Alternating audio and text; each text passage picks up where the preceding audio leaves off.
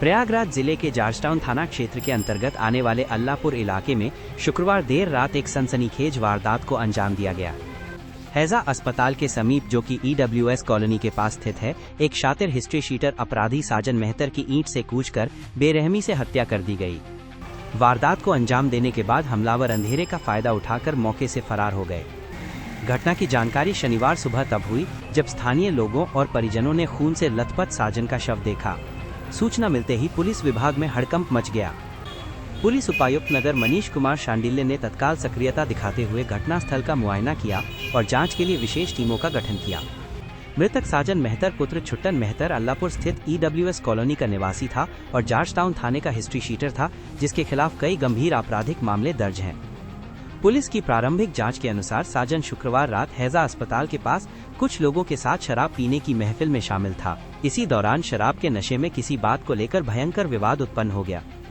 यह विवाद इतना बढ़ गया कि हमलावरों ने साजन को जमीन पर गिरा दिया और पास ही पड़े इंटरलॉकिंग वाले भारी ईंट से उसके सिर और चेहरे को बर्बरता पूर्वक कुचल दिया, जिससे उसकी मौके पर ही मौत हो गई।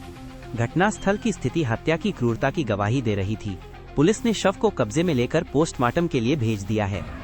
DSP शांडिल्य ने बताया कि साजन का आपराधिक इतिहास रहा है, लेकिन बीते कुछ समय से वो अपनी पारिवारिक स्थितियों को सुधारने का प्रयास कर रहा था।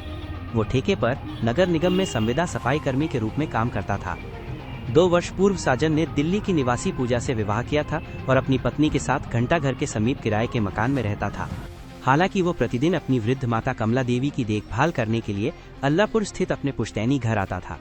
शुक्रवार को भी वो सफाई का काम पूरा करने के बाद अल्लाहपुर में ही रुका हुआ था। इस जघन्य हत्याकांड पर साजन के परिवार ने गहरा दुख व्यक्त किया है और पुलिस को नामजद तहरीर दी है।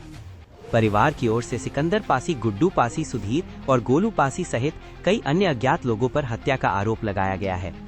मृतक की मां कमला देवी का कहना है कि साजन किसी आपराधिक विवाद में नहीं, बल्कि किसी से पैसा लेने के लिए रात में बाहर गया था, जहां पैसों के लेन देन को लेकर विवाद हुआ और उसकी हत्या कर दी गई।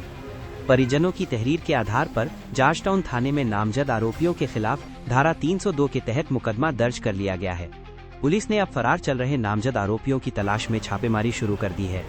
चूंकि वारदात रात के अंधेरे में हुई थी, पुलिस अब घटनास्थल के आसपास स्थित सभी दुकानों और क्रॉसिंग पॉइंट पर लगे CCTV कैमरों के फुटेज खंगाल रही है, ताकि हमलावरों की पहचान और उनके भागने के रास्ते का पता लगाया जा सके।